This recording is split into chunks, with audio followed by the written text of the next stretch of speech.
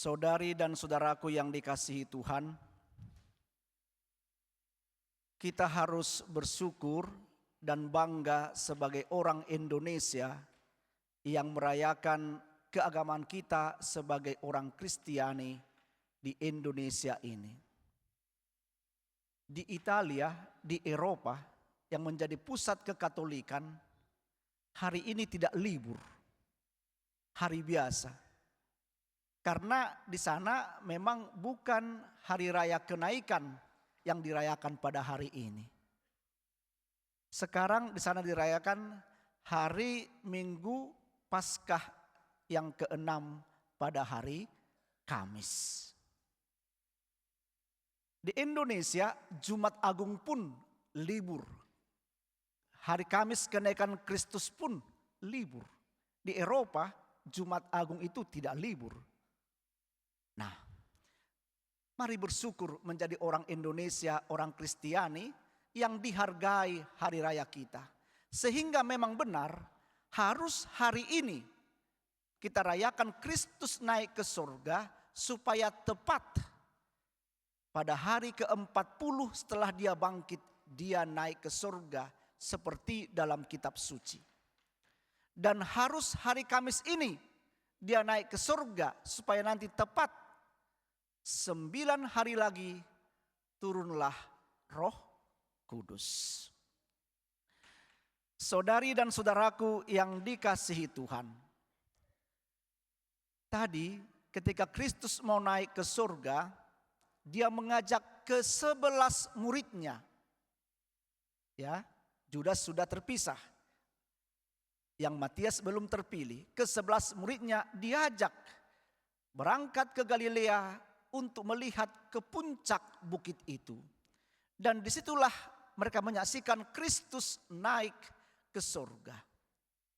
Menarik, ketika Kristus mau naik ke surga, para murid, para rasul itu menyembah Kristus.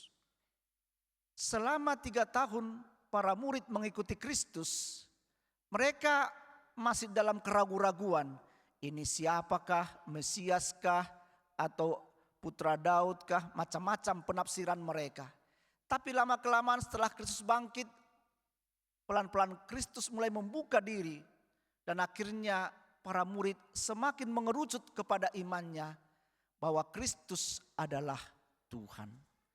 Tetapi puncaknya ketika Kristus naik ke surga dari atas bukit itu, para rasul langsung menyembah Kristus. Hanya Tuhanlah yang kita sembah. Apapun yang lain di dunia ini tidak layak disembah selain Tuhan. Maka ketika para rasul menyembah Kristus, mereka sudah percaya bahwa Kristus adalah Tuhan. Sejak saat itu, sejak mereka mau menyembah Kristus, mereka mengalami transformasi hidup. Perubahan total di dalam hidupnya. Dari awalnya penakut serba ragu-ragu menjadi pemberani. Dari awalnya kurang berdoa, ngantuan kalau berdoa. Setelah Kristus naik ke surga, mereka sembah Kristus itu. Mereka berdoa sungguh-sungguh, doa mereka berbuah. Dari selama ini mereka ambisius mencari kenyamanan sendiri. Setelah Kristus naik ke surga dan mereka sembah, mereka hidup sebagai saudara, hartanya pun diberikan untuk kebutuhan sesama. Itulah transformasi hidup. Nah, kita pun orang-orang Kristiani, kalau kita menyembah Kristus sebagai Allah, mestinya pun kita harus mengalami transformasi hidup. Hidup kita berubah. Hormat kepadanya, mengagungkan dia, menghormati dia, dan mendengarkan semua sabdanya serta melaksanakannya. Tapi lihat tadi dikatakan ada juga yang ragu-ragu. Kadang-kadang dalam hidup menggereja ini sebagai orang Katolik, kadang-kadang memang ada juga yang ragu-ragu, setengah-setengah percaya kepada Kristus. Maka dia berjalan di 2 rel. Setengah hatinya ke Kristus, setengah hatinya ke dukun atau ke orang pintar, maka dia berjalan dengan dua kaki yang berseberangan. Betapa lelahnya pemahaman yang seperti itu. Menjadi seorang Katolik yang sejati pun mestinya, kalau kita seorang Katolik yang sejati, kita harus sungguh-sungguh menghormati, menghargai gereja. Karena Kristus ada di situ sebagai kepala. Sehingga dengan demikian, apapun yang gereja ajarkan, yang gereja putuskan, sebagai tanda bentuk kerendahan hati kita, kita mau menghormati, menghargai gereja itu.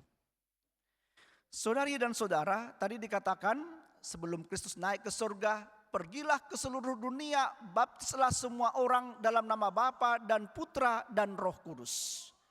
Tidak usah kita tafsir secara letter-let, baptis itu artinya semua wajib menjadi Katolik. Tidak perlu. Ya, buat apa semua Katolik di Indonesia ini? Tapi semua, bukan semua, banyak yang korupsi, banyak yang tidak jujur, banyak yang pencuri di sana sini. Tidak perlu. Orang Katolik itu biar sedikit, tapi menggigit kesaksiannya.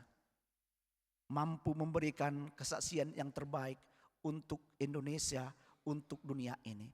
Baptislah semua orang dalam nama Bapa dan Putra dan Roh Kudus, itu artinya jadikanlah engkau saksi bahwa hidup yang sejati itu adalah hidup di dalam penuh kasih, penuh pengampunan. Seperti yang saya praktekkan kepadamu, kepada dunia ini selama 33 tahun saya ada di sini. Maka memang sudah cukup bagi Kristus 33 tahun mengajar kita tentang siapa Allah itu, hidup ini mau kemana dan tujuannya kemana, berasal dari mana. Sudah cukup 33 tahun Kristus mengajarkan itu kepada kita. Dan memang dia harus kembali dalam keallahannya. Selama ini dia terikat pada ruang dan waktu sama seperti kita. Dan dikatakan Kristus sekarang telah menjadi penguasa surga dan dunia. Berarti dia menjadi penguasa ruang dan waktu. Tak terikat lagi kepada ruang dan waktu. Saudari dan saudara, memang Kristus sebaiknya harus pergi dari kita secara fisik. Supaya apa? Supaya kita jangan menangkap dia juga dengan cara fisik kita. Dia harus kembali dalam bentuk roh. Supaya kita yang memiliki roh ini mampu juga menangkap dia dengan roh. Sehingga kita mampu memahami dia, Allah yang sebenar-benarnya. Ada ungkapan yang mengatakan, gunung itu justru indah dari kejauhan. Mari memandang Allah itu dari kejauhan secara pandangan mata, tapi dekat dengan pandangan roh. Agar dengan demikian rohnya itu menguasai jiwa kita dan kita mampu memahami siapa dia, Allah yang sebenar-benarnya. Maka mari menyembah dia, menghormati dia, menyatukan iman kita kepadanya, dan menjadikan dia junjungan kita satu-satunya. Amin.